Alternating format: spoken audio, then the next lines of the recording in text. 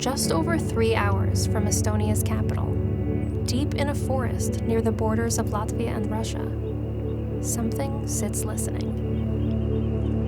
I'm Bridget Barber reporting for Atlas Obscura, and today we're venturing deep into an Estonian forest to listen to nature in a very unusual way.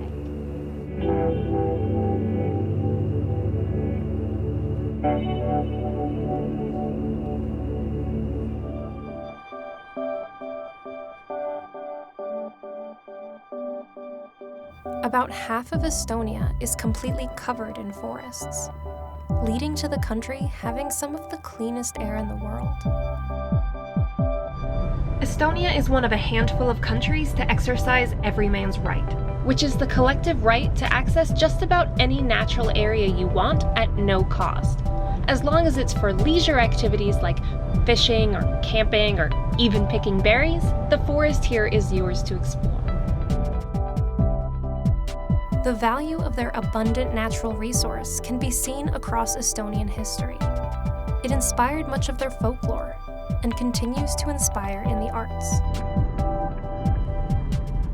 We're in the village. We just went to the nature center and got this map to show us exactly where these megaphones are. In 2015, architecture students from the Estonian Academy of Arts came together on an assignment to explore the concept of a public forest library. Students set about designing a place where the only book is nature, and to read means to listen. What resulted were these. They're called RUUP.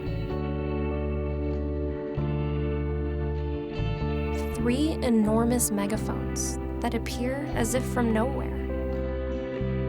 They look so ominous, sitting quietly among the fir trees, like relics once used by giants centuries ago. The students consulted with an acoustics engineer to perfect their design. Each megaphone was hand-built out of larchwood and has a diameter of 3 meters. And each megaphone is 6 meters from the center point. The distance and angles of the megaphones are such that when standing at the center point, you're supposed to hear a sort of unique surround sound effect, sort of like an amplification of the sounds of the forest.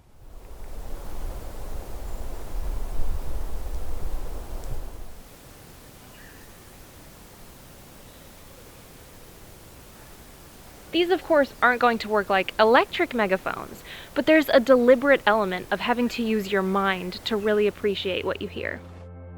Musicians have even come here to use these megaphones for concerts because of the acoustics they provide. It's interesting, these structures can either be your ears or your voice, depending on what you're looking for.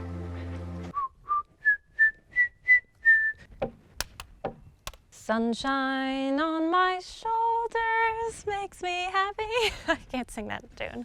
The sound of silence.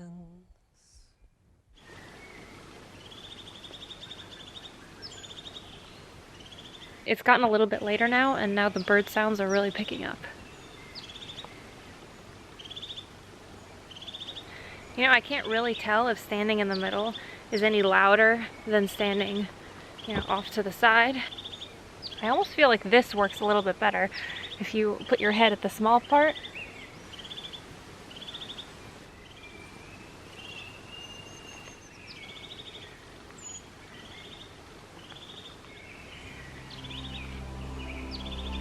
While their intended purpose is to listen to the forest that surrounds us, perhaps their secondary effect is really getting us to listen to our own thoughts.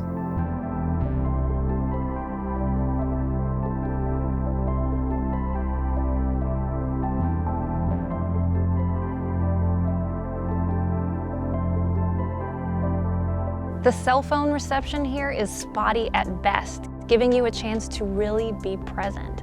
To use these megaphones to amplify the environment and drown out everything except it and ourselves. And because of that every man's right that I was talking about earlier, you can actually come and sleep here if you want to. You just bring a sleeping bag and curl up inside one of these giant megaphones.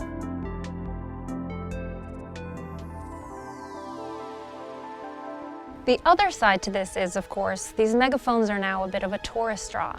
How well can we really appreciate nature when people are filtering in and out all day? And in a way, it sort of begs the question, do we really need man-made structures to be able to appreciate nature? Well, the answer sometimes is yes. Sometimes it takes an art installation in a forest to get us to go to the forest. Sometimes it takes giant megaphones in nature to get us to listen to nature.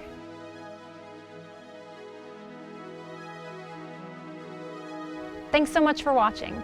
Subscribe to our channel to see more awesome videos like this one, and hop into the comments to let us know what special places you have found that transport you away from the mundane and the ordinary.